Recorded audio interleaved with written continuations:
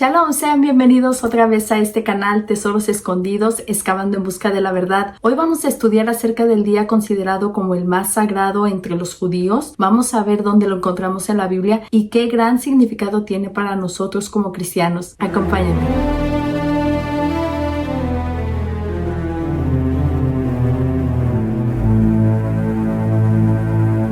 En el capítulo pasado estudiamos acerca de la fiesta de las trompetas o fiesta de aclamación. Les voy a dejar el link aquí en la descripción. Y a partir de la fiesta de aclamación que se celebra en el mes séptimo, el primer día, se cuentan 10 días para esta segunda fiesta de otoño y se llama Yom Kippur o el día de la expiación. Lo vamos a encontrar en el capítulo donde el Señor da todas estas fiestas, Levítico 23. También habló Jehová a Moisés diciendo: a los 10 días de este mes séptimo será el día de expiación. Tendréis santa convocación y afligiréis vuestras almas y ofreceréis ofrenda encendida a Jehová. Ningún trabajo haréis en este día, porque es día de expiación para reconciliaros delante de Jehová vuestro Dios. Y en Levítico 16 todo el capítulo se dedica a esta fiesta. Es una fiesta que tiene muchísimos detalles, no los podemos ver todos en un capítulo, pero vamos a leer del versículo 29 al 34. Y esto tendréis por estatuto perpetuo: en el mes séptimo, a los 10 días del mes, afligiréis vuestras almas, y ninguna obra haréis, ni el natural ni el extranjero que mora entre vosotros, porque en este día se hará expiación por vosotros, y seréis limpios de todos vuestros pecados delante de Jehová. Día de reposo es para vosotros, y afligiréis vuestras almas. Es estatuto perpetuo. Hará la expiación el sacerdote que fuera ungido. Esto es súper importante. Y consagrado para ser sacerdote en lugar de su padre. Y se vestirá las vestiduras de lino, las vestiduras sagradas, y hará expiación por el santuario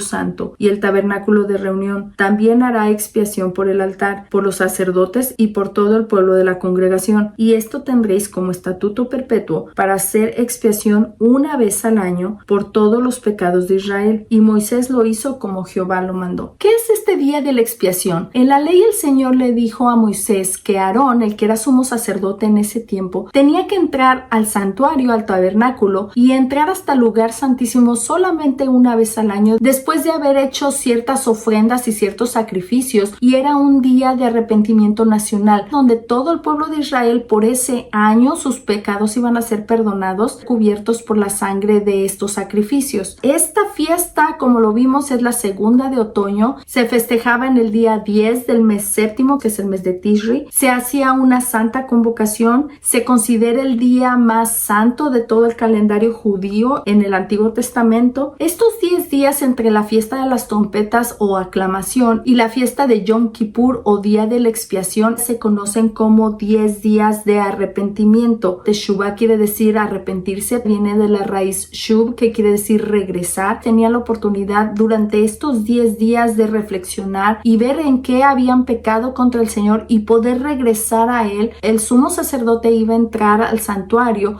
a pedir perdón por todo el pueblo. Regresando a Levítico 23-27, vamos a ver lo que significa esta palabra expiación. A los 10 días de este mes séptimo será el día de expiación. En hebreo dice Yom HaKippurim, está en plural, pero se usa como Yom Kippur, como el día de la expiación en general, hablando del pueblo. Casi todas las traducciones lo ponen en singular porque se conoce como el día de la expiación, pero literalmente en hebreo diría el día de las expiaciones, porque está hablando de la expiación de cada uno de toda la nación de Israel en ese momento. La Reina Valera lo tradujo así. La Biblia del Jubileo sí lo tradujo en plural, pero ellos tradujeron todavía más la palabra como el día de las reconciliaciones. La versión Tree of Life lo tradujo tal cual Yom Kippur. La Reina Valera de 1909 lo tradujo literalmente como está en hebreo, el día de las expiaciones, y la Biblia, la palabra de Dios para todos, lo tradujo como el día de perdón. Todas son correctas, pero me gusta verlas para darnos una idea más amplia de lo que significa esta palabra. La raíz de esta palabra Kippur o Kippurim quiere decir cubrir, esconder, hacer las paces o reconciliar. De esta misma raíz vamos a obtener la palabra kofer y vamos a ver algunos ejemplos para ver los significados que tiene esta palabra. Kofer quiere decir rescate. Job 33:24, que le diga que Dios tuvo de él misericordia, que lo libró de descender al sepulcro, que halló redención. Aquí no los tradujeron como redención, la palabra es kofer. La Biblia del Jubileo lo tradujo como rescate y la Nueva Traducción Viviente lo lo tradujo como rescate por su vida. También esta palabra quiere decir cubrir o esconder. Génesis 32:21. He aquí tu siervo Jacob viene tras nosotros, porque dijo: apaciguaré su ira con el presente que va delante de mí, y después veré su rostro, quizá le seré acepto. Cuando Jacob iba a encontrarse con Esaú, su hermano, después de años de haber escapado de él porque lo quería matar por haberle robado su primogenitura, Jacob dijo: le voy a poner un presente y este presente va a ser algo que me va a esconder. Está utilizando esta palabra. Lo que quería decir Jacob es: este presente va a servir para cubrirme por si él todavía sigue enojado. La Reina Valera lo tradujo como apaciguaré su ira. La Biblia del Jubileo, reconciliaré su ira, y la Nueva Traducción Viviente, intentaré apaciguarlo. Y aquí vemos cómo este regalo iba a ser su cobertura, o iba a ser como su escondite de Jacob para que su hermano no lo matara si es que seguía enojado. También quiere decir pagar por la culpa o cubrir una culpa. Segunda de Samuel 21:3. Dijo pues David a los gabaonitas: ¿qué haré por vosotros, o qué satisfacción os daré para que bendigáis la heredad de Jehová? Aquí no los tradujo la Reina Valera como qué satisfacción os daré, pero sinceramente me gusta más la Biblia del Jubileo, que dice: ¿con qué haré reconciliación? ¿O qué es lo que voy a utilizar para pagar esta culpa? La Reina Valera de 1909 lo tradujo tal cual: ¿con qué expiaré para que bendigáis a la heredad de Jehová? Esta historia es cuando empiezan a pasar cosas en el pueblo de Israel y David no entiende por qué. Va y le pregunta a Dios y le dice: ¿por qué está pasando todo esto? Y Dios le dice: esto es por el pecado que Saúl muchos años antes había cometido en contra de los gabaonitas. Este era un pueblo que Saúl había sido muy cruel con ellos. David va con los gabaonitas y les dice: ¿con qué puedo quitar la culpa? ¿Con qué puedo expiar o que sea perdonado el mal que Saúl les había hecho para que Dios pueda bendecir nuestra tierra? Sigue la historia y ellos le dicen de qué manera se puede pagar esa culpa. También significa cubrir, o la sustancia con la que se cubre algo. Génesis 6:14. Hazte un arca de madera de gofer. Dios le está hablando a Noé. Harás aposentos en el arca y la calafatearás con brea por dentro y por fuera. Estas dos palabras, calafatear y brea, vienen de esta misma raíz. Si lo dijéramos literalmente, lo traduciríamos como: y lo cubrirás con la cubierta. La Biblia, la palabra de Dios para todos, lo puso cúbrelo con brea, y la Biblia del Jubileo lo tradujo como la reconciliarás con brea, y pone entre paréntesis en hebreo es rescate. La está traduciendo un poquito más allá, que sabemos que aquí el sentido es literal. Tenía en pocas palabras que barnizar el arca para que el agua no se metiera. Tanto la acción como la sustancia vienen de esta raíz kafar. También de esta misma raíz obtenemos la palabra propiciatorio, que es uno de los muebles del tabernáculo que estaba arriba del arca del pacto. La palabra es capore, Éxodo 25:17, y harás un propiciatorio de oro fino, cuya longitud será de 2 codos y medio y su anchura de codo y medio. Esta palabra propiciatorio, como nos los puso la Reina Valera, es esta palabra caporet. La Biblia de Dios para todos la tradujo literalmente una tapa de oro puro, y la Reina Valera del 1909 una cubierta de oro fino. El arca era una caja de oro y la tapa de arriba es lo que se llama el propiciatorio, que viene de esta raíz, que era para cubrir. El significado espiritual que tiene esta tapa, que era exactamente lo que vimos al principio: apaciguar la ira de Dios por causa del pecado. Esta palabra propiciar quiere decir ablandar, aplacar la ira o favorecer. Eso quiere decir este mueble, era lo que significaba, que iba a aplacar la ira de Dios por el pecado del pueblo y que iba a darnos favor. Con todos estos significados, entonces, ¿qué representaba este día de la expiación? Era un día donde el propósito era cubrir, esconder, hacer las paces, pagar un rescate y apaciguar la ira de Dios. Un día donde todo el pueblo de Israel buscaba este perdón de parte de Dios por los pecados que habían cometido en todo el año. ¿Cómo se cumple esta fiesta en el Señor Jesucristo? Vimos en el capítulo donde estudiamos la palabra Moed que cada una de estas fiestas son testigos de algo en el pasado y apuntan a algo en el futuro. En el pasado está hablando sobre este día de reconciliación que todo el pueblo tenía que tener con Dios para detener su ira. Estudiamos que el Señor Jesús cumplió toda la ley, cada una de estas fiestas. Esta fiesta apunta al sacrificio que el Señor hizo en la cruz para llevar su sangre delante del Señor y reconciliarnos con Él. Era un trabajo que el sumo sacerdote tenía que hacer, y Él es nuestro sumo sacerdote ahora que estamos ya en el tiempo de la gracia. Hebreos 9:11. Pero estando estando ya presente Cristo, sumo sacerdote de los bienes venideros, por el más amplio y más perfecto tabernáculo, no hecho de manos, es decir, no de esta creación, y no por sangre de machos cabríos ni de becerros, sino por su propia sangre, entró una vez para siempre en el lugar santísimo, habiendo obtenido eterna redención. Porque si la sangre de toros y de los machos cabríos y las cenizas de la becerra rociadas a los inmundos santifican para la purificación de la carne, cuánto más la sangre de Cristo, el cual mediante el Espíritu eterno se ofreció a sí mismo sin mancha a Dios, limpiará vuestras conciencias de obras muertas para que sirváis al Dios vivo. Este día que se hacía en el Antiguo Testamento simplemente era para cubrir los pecados de ellos por un año. Esta sangre solamente los cubría, pero la sangre de Jesucristo nos limpia completamente de estos pecados, no los cubre, sino los quita, porque su sangre es poderosa. Otra de las cosas de esta fiesta es que este día en específico, el sumo sacerdote no iba a vestir estas vestiduras que todos conocemos con colores y todo llamativo, que era lo que lo distinguía de los otros sacerdotes. En esta festividad en especial, leímos que él se tenía que vestir de lino, como todos los otros sacerdotes. Se tenía que quitar estas vestiduras de lujo, por decirlo de cierta manera. Se tenía que ver como todos los demás. Esto nos refleja cómo el Señor Jesús se tuvo que despojar de toda su gloria y tomar la carne como nosotros seres humanos para venir y poder pagar este rescate por nosotros. Si nosotros estudiamos cada uno de los detalles que se da en esta fiesta, podemos ver claramente cómo apunta a la crucifixión del Señor Jesús, a este sacrificio que él tuvo que hacer para poder rescatarnos, llevar nuestra culpa, pagar el precio por la vida de cada uno de nosotros. Algo curioso y bien impresionante de este día también es que en la tradición judía, en el Talmud, que es un comentario de la ley,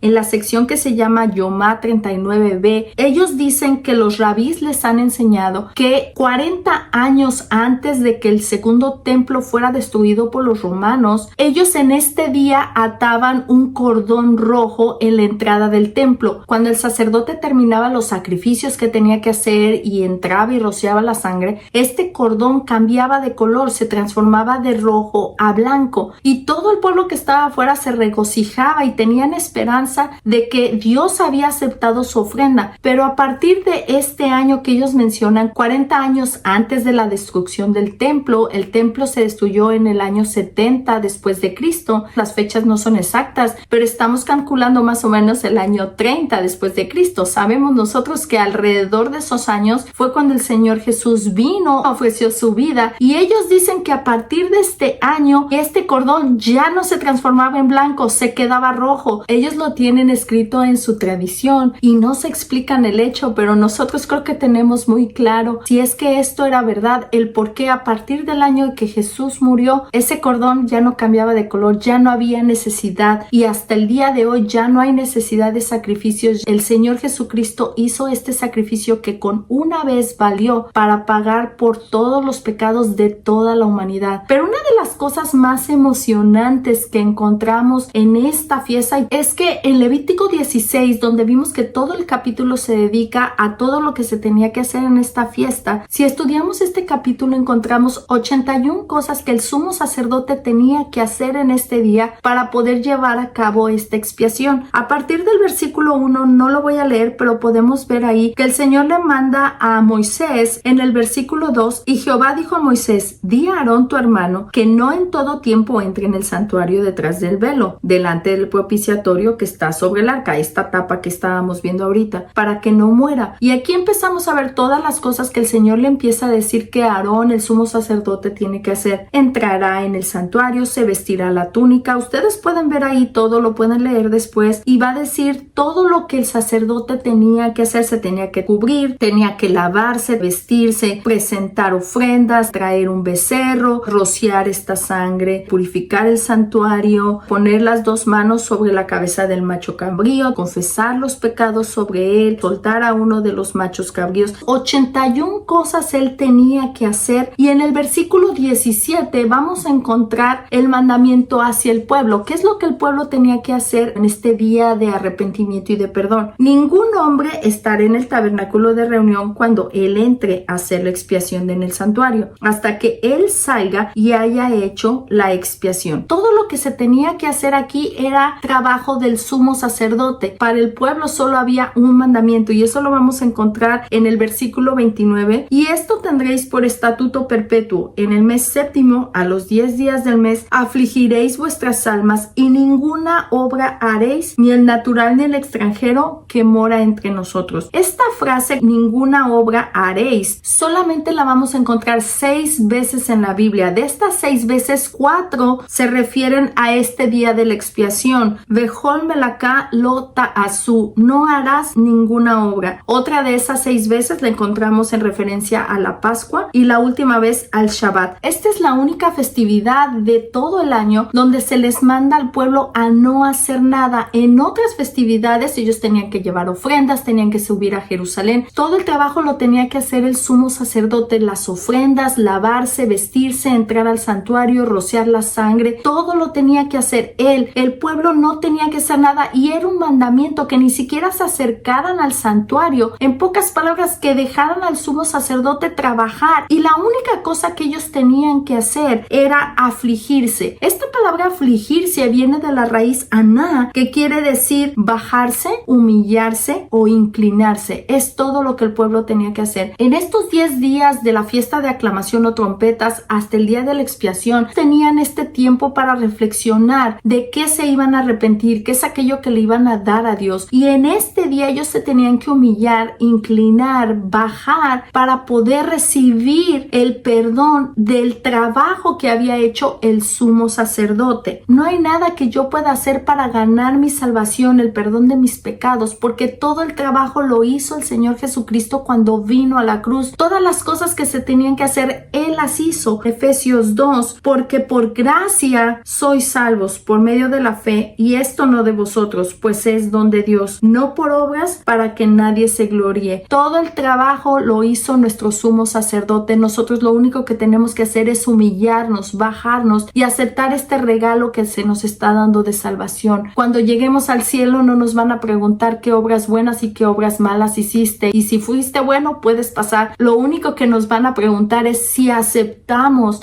el regalo de expiación que el Señor hizo por nosotros, si nos humillamos lo suficiente para reconocer que nosotros no somos suficientes. Simplemente es aceptar el trabajo que el sumo sacerdote hizo en la cruz por nosotros. Y literalmente en Israel este día no se hace nada, no se trabaja, ni siquiera manejan sus carros. Los niños pueden manejar sus bicicletas en la carretera. Hasta los judíos que se consideran no religiosos guardan este día como un día santo, porque saben la importancia que tuvo para ellos en ese tiempo. Cuánto más nosotros sabemos la importancia que tiene el día que Jesús vino a hacerse el sacrificio vivo por nosotros. Y ya no estamos restringidos como en ese tiempo una vez al año. Cuando el Señor Jesús murió, este velo que separaba el lugar santísimo con el resto del santuario fue rasgado completamente, se abrió. Nosotros tenemos acceso por la sangre del Señor Jesucristo. Fuimos reconciliados con el Padre por medio de Jesús. La única respuesta que nosotros tenemos que dar es humillarnos y aceptar este regalo de salvación tan precioso que el Señor nos da. Una vez y para siempre, el Señor Jesús pagó por nosotros. Pero podemos festejar este día recordando el sacrificio que Él hizo por nosotros. Yom Kippur, el día de aflicción, el día de reconocer que solamente Él puede salvarnos. Esto es todo por el capítulo de hoy. Les voy a dejar en la descripción el enlace del video Kama Hesed, cuánta gracia. Tiene subtítulos en español. Comienza diciendo: Él descendió de los cielos para expiar mi pecado. Que Dios les bendiga. Nos vemos para la próxima.